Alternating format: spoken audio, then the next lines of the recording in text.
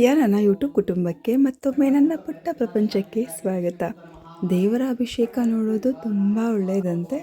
ದೇವರ ಅಭಿಷೇಕ ನೋಡೋದ್ರಿಂದ ಒಳ್ಳೆಯದಾಗತ್ತಂತೆ ಎಲ್ಲರಿಗೂ. ನಮ್ಮ ಜೊತೆಗೆ ನಿಮಗೂ ಕೂಡ ಒಳ್ಳೆಯದಾಗಲಿ ಅಂತ ನಾನು ವಿಡಿಯೋ ಮಾಡ್ಕೊಂಡಿದ್ದೀನಿ.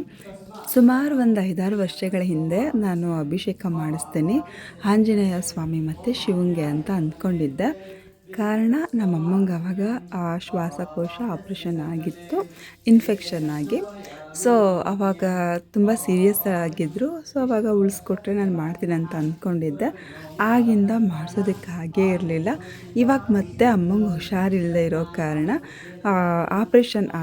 ಫಸ್ಟ್ ಆಪ್ರೇಷನ್ ಆದಾಗ ಡಾಕ್ಟರ್ಸ್ ಎಲ್ಲ ನಮ್ಮ ಕೈಯಲ್ಲಿ ಏನೂ ಇಲ್ಲ, ನೀವು ದೇವ್ರುಗಳನ್ನ ಕೇಳ್ಕೊಳ್ಳಿ ಅಷ್ಟೇ ಅಂತ ಹೇಳಿಬಿಟ್ಟಿದ್ರು.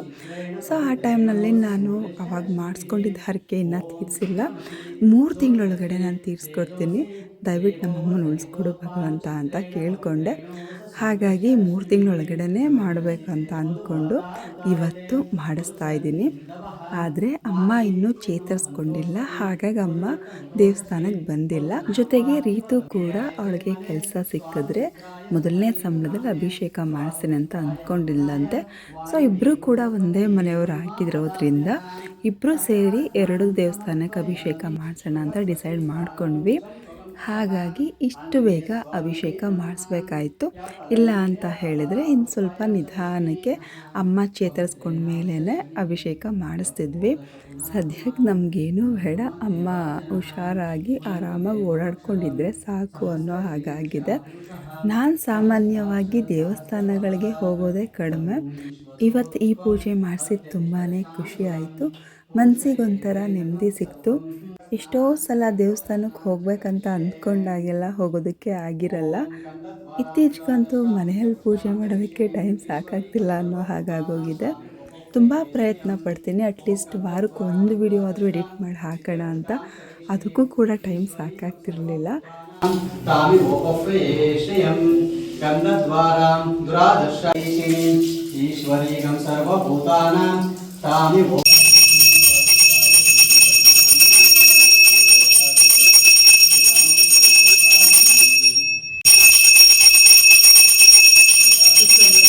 ನಾನು ತುಂಬ ಹಿಂದೆ ಮಾಡ್ಕೊಂಡು ವೀಡಿಯೋಸ್ ಎಲ್ಲ ಎಡಿಟ್ ಮಾಡೋದಕ್ಕೆ ಟೈಮ್ ಇಲ್ಲದೆ ಇರೋದ್ರಿಂದ ಫೋನಲ್ಲಿ ಸ್ವಲ್ಪ ಕೂಡ ಸ್ಪೇಸ್ ಇಲ್ಲ, ಸ್ಟೋರೇಜ್ ಫುಲ್ ಆಗಿಬಿಟ್ಟಿದೆ. ಹಾಗಾಗಿ ಸ್ವಲ್ಪ ಮಾತ್ರ ನಾನು ವೀಡಿಯೋ ಮಾಡ್ಕೊಂಡಿದ್ದೀನಿ.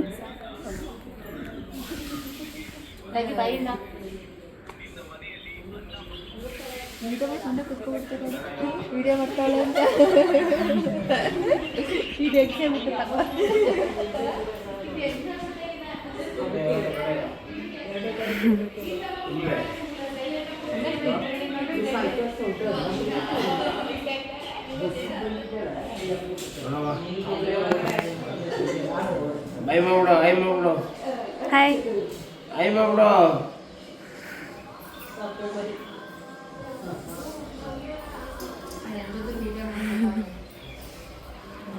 ಅಭಿಷೇಕ ಆಗಿ ದೇವ್ರಿಗೆ ಅಲಂಕಾರ ಮಾಡೋವರೆಗೂ ಎಲ್ಲರೂ ಹೊರಗಡೆ ಕೂತ್ಕೊಂಡಿದ್ವಿ.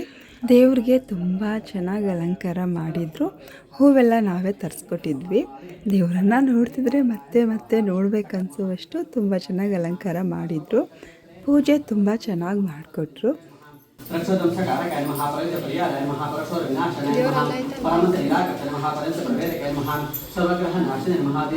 ದೇವರಿಗೆ ಅಭಿಷೇಕ ಮಾಡಿಸಿದ ಮೇಲೆ ಮನಸ್ಸಿಗೊಂಥರ ನಿರಾಳ ಅನ್ನಿಸ್ತು.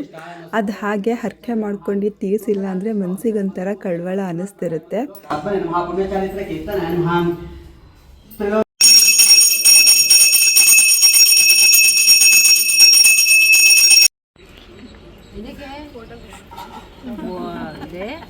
ಇದ್ರೇನು ಸರಿ ಬಿಡು.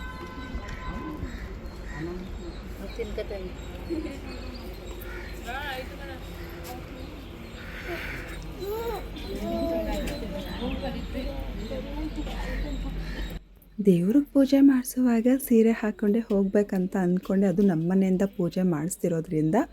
ಆದರೆ ಟೈಮೇ ಸಾಕಾಗಲಿಲ್ಲ. ಪೂಜೆಗೆ ಏನು ಬೇಕೆಲ್ಲವನ್ನು ರೆಡಿ ಮಾಡ್ಕೋಬೇಕಾಗಿತ್ತು, ಮನೇಲಿ ತಿಂಡಿ ಮಾಡಬೇಕಾಗಿತ್ತು. ಶಾರು ಇವಾಗ ಸ್ಕೂಲ್ ಇದ್ದಿದ್ದರಿಂದ ಅವಳನ್ನ ಸ್ಕೂಲಿಗೆ ಕಳಿಸಿ ಹೋಗಬೇಕಾಗಿತ್ತು.